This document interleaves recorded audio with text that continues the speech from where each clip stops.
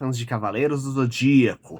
Hoje vamos falar sobre alguns dos mistérios que foram colocados dentro do filme live action. Logo vai ser um vídeo com spoilers e que eu desejo que sejam explorados dentro do próximo filme da franquia, que tudo indica que já está em produção, né? E que a ideia é fazer meio que uma coisa direta mesmo. Sendo que, apesar dos lucros aparentemente serem baixos do lançamento desse filme, a gente tem que ver uma coisa importante que é Cavaleiros do Zodíaco. Toda a produção acaba sendo, na verdade, uma mega propaganda dos produtos derivados. Inclusive, o simples fato do filme ter ido pro cinema fez um monte de canal que jamais falou de Cavaleiros do Zodíaco, porque não era o tema, porque não existia filme live action associado, ter comentado, e não sabemos o quanto isso impactou a busca pelos produtos oficiais que temos no Brasil, nos Estados Unidos, etc. Inclusive, eu tenho vários aqui em casa também, né? Eu tenho até o baralho de Super Trunfo de Cavaleiros do Zodíaco que foi lançado no passado, galera. Então, o que ocorre? Vamos então, aqui no Monstros e Aventuras, eu sou o Luiz, falar justamente sobre esses temas. Em primeiro lugar, vamos pegar o finalzinho como um todo, que eu acho que ele resume bastante esses mistérios associados. Aqui nós temos Saori, a reencarnação de Athena, tendo assumido o controle do poder da deusa dentro de si, o que a gente fica na dúvida se na verdade a deusa ela possui um corpo em cada período, ou ela simplesmente reencarna, e aquilo que aconteceu foi que a personalidade da reencarnação atual, a Saori, conseguiu se sobrepor e bloquear que a personalidade de Athena, a deusa da guerra original, se manifestasse, então ela controla aquele poder no meio. Mas, enfim, a Saori finalmente aprendeu a controlar aquele poder, pelo menos em fase inicial, e fala com o Seiya sobre a necessidade de reunir outros cavaleiros para pegar e lutar contra os deuses malignos que devem pegar e surgir agora, já que, teoricamente, as divindades elas surgem em conjunto nesse mundo, meio que como se tivesse um alinhamento cósmico periódico que me permitisse os deuses se manifestarem de novo na Terra. E, ao mesmo tempo, é dito que ela vai ajudar o Seiya a ajudar a irmã dele, a pegar a irmã dele, a Seika, de volta. Isso tudo na ilha da Marin. Ao mesmo tempo, onde temos o Ikki de Fênix, super feliz, porque ele finalmente conseguiu a armadura de ouro de Sagitário, isso tudo depois daquele mega combate onde a Athena desintegrou a armadura dos dois, né? E cujo poder aparentemente equivaleria a uma bomba atômica, isto é. Provavelmente aquele surto de poder não ia destruir a Terra, mas ela ia ser uma entidade. Provavelmente ela ia assumir a identidade de deusa, destruindo loucamente as coisas para poder pegar e lutar contra as outras divindades, transformando a Terra num campo de batalha que ia ser devastado no processo, né? A gente até pode refletir até onde, na verdade, na última encarnação de Athena, ela meio que desapegou de vez dos humanos e resolveu pegar e partir pra porrada pros deuses, pouco se portando com eles, né?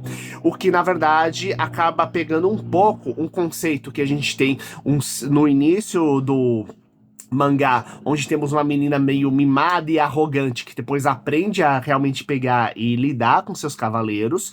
E no anime também a gente tem essa questão, só que ele foi usado os chamados fillers, isto é, os episódios adicionais que existem só no anime, para poder pegar e fazer um desenvolvimento bem longo, complexo e detalhado dessa personalidade da Saori, de riquinha, arrogante, para realmente alguém que ama seus cavaleiros e quer defender a paz e a justiça na Terra, sabe?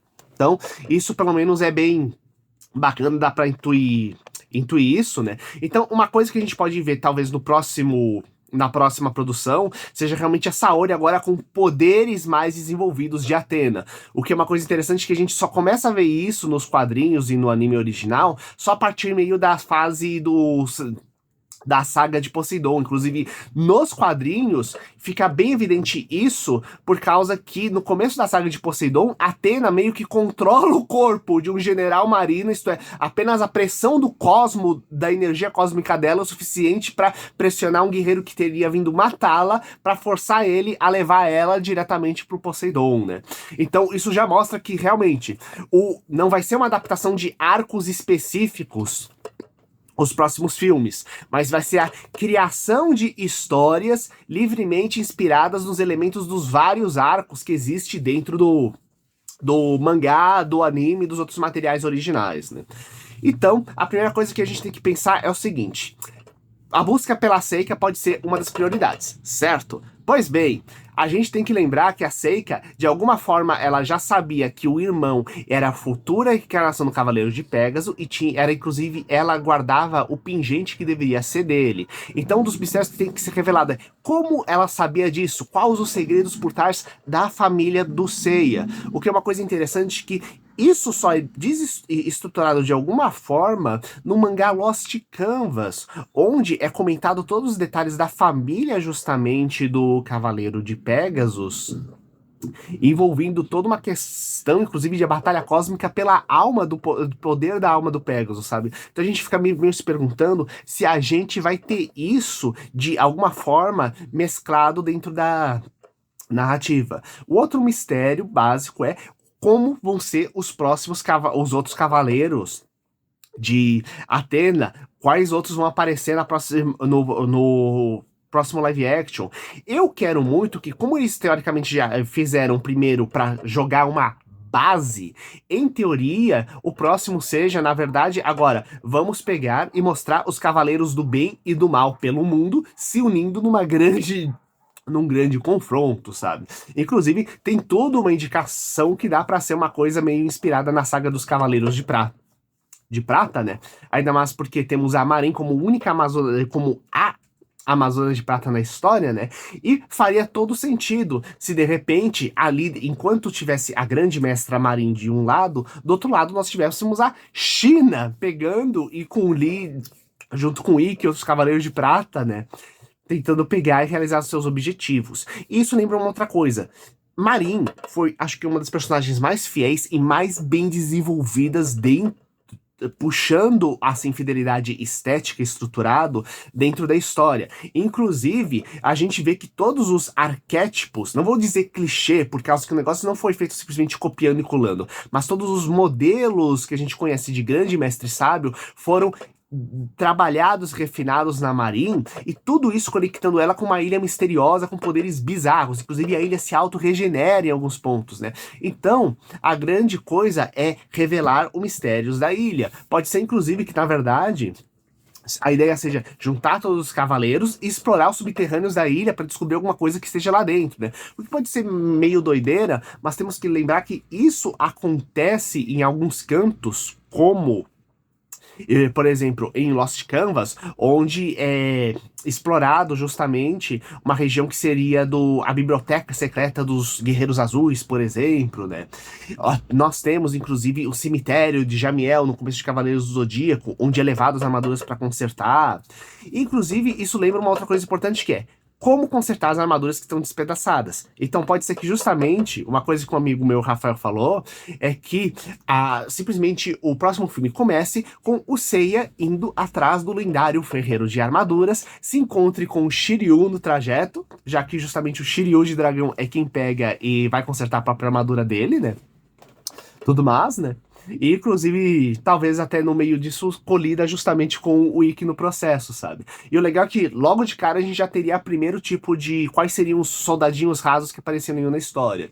Já que, se aqui nós tivemos os Cavaleiros Negros, daria pra ser perfeitamente os Cavaleiros Zumbis, os Cavaleiros Esqueletos, que aparecem tanto em Jamiel quanto em outros pontos das histórias de Cavaleiros do Zodíaco também, né? Como, por exemplo, aparece junto com o Chakra de Virgem, principalmente na saga de Hades, por exemplo, né? Ou a gente tem que lembrar ainda por cima que existe o Cavaleiro de Câncer, que pode pegar e aparecer na história também, porque ele também tem a inimizade dele contra o mestre do Shiryu, né?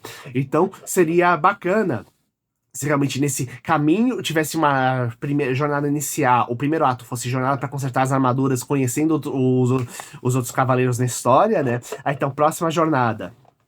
A gente vai em busca da Seika, porque como ela conhece os segredos do Cavaleiro de Pégasus, elas precisam achar ele antes que aconteça alguma coisa, né? E ao mesmo tempo, isso lembra uma outra coisa importante que é o Ikki de Fênix. Pode ser que a armadura dele regenere como acontece no anime, nos materiais originais, né? Inclusive, talvez o início seja ele meditando dentro de um vulcão, que seria muito bacana para se regenerar, como ele costuma fazer. E, ao mesmo tempo, existe a questão da busca pelo irmão dele. Lembrando que nos quadrinhos, mangá, etc., mesmo no anime, quando nós tivemos a saga de Hades, o Shun é a encarnação de Hades. Então a gente não sabe até onde isso vai ser colocado também dentro da história de alguma forma logo de cara, o que parece estranho, mas tem que lembrar que todo o poder do Deus Athena no desenvolvimento já é colocado logo de cara na primeira história aqui, né? Ou se de repente eles vão ter que pegar e libertar o coitado do Shun que tá preso dentro de algum culto do Hades, etc, tudo mais, né? Poderia ter a mente dele dominada por alguma coisa, sabe? Seria bem interessante isso, mas fica até aquele espaço. E o Yoga, onde ele poderia aparecer? Bem, poderia aparecer indo consertar a armadura. Outra coisa importante é que o Yoga, originalmente, ele foi colocado como um assassino do santuário nos quadrinhos. Isso é recuperado também na saga CG, né? Então, pode ser que ele seja enviado justamente para matar. Já imaginou a saga? O Shiryu e o Seido consertar as armaduras. Eles são.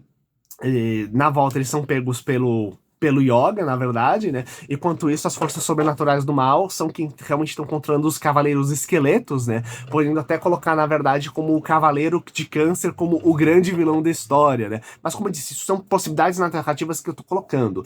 E dentro desses mistérios a serem resolvidos, a serem revelados, a gente tem que uma pequena coisa que é, agora, ela tem uma mãe adotiva viva, a Saori. Então, como isso vai se pegar e se estruturar? E ao mesmo tempo, existe a questão que é: se o Ikki tem a armadura de ouro em mãos, é porque ele sabia da existência da armadura de ouro. A questão é quem comentou pra ele. O santuário ele realmente existe? É uma coisa meio, na verdade, os cavaleiros estão meio dispersos, meio como se tivesse tudo detonado na última Guerra Santa.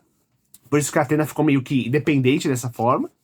E na verdade só sobrou o santuário com os 12 cavaleiros de ouro, por exemplo, sabe? Ou se de repente a gente vai ter realmente os cavaleiros estão todos soltos pelo mundo e coisas secretas, tinha algumas armaduras perdidas, de repente uma saga para buscar as 12 armas lendárias dos Cavaleiros de Ouro, que são as armas do Cavaleiro de Libra, que poderia pegar e aparecer em algum momento também, né? Existem essas várias possibilidades. E por fim, eu só quero comentar que essa coisa que eu comentei do Shun, Hades, nos quadrinhos do Lost Canvas, novamente, e mesmo no Next Dimension, quando vai no passado, nós temos a Athena, o Pégaso e o Hades do século XIX sendo amigos desde criança que acabam se separando e tendo uma série de intercorrências, justamente porque eles descobrem ser justamente os herdeiros de poderes divinos, né?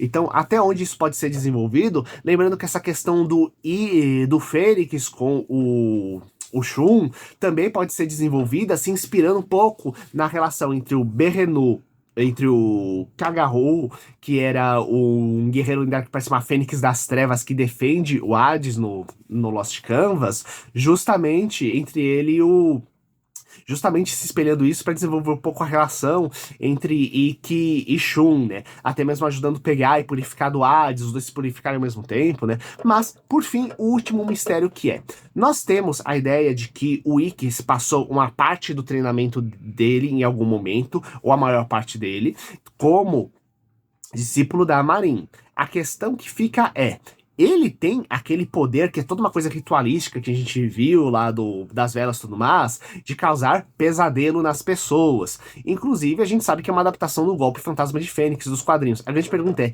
quem ensinou o golpe pra ele? Quem ensinou esse ritual macabro, né? Eu acho que se eles mostrarem quem ensinou esse material e transformassem ele como no grande vilão do próximo episódio, eu acho que ficaria bem estruturado e estabelecido as coisas, né? E ficando aqui, quem vocês gostariam que aparecessem como adversários ou aliados no próximo filme de Cavaleiros do Zodíaco? Coloca aqui embaixo, compartilhe com seus amigos e até o próximo vídeo.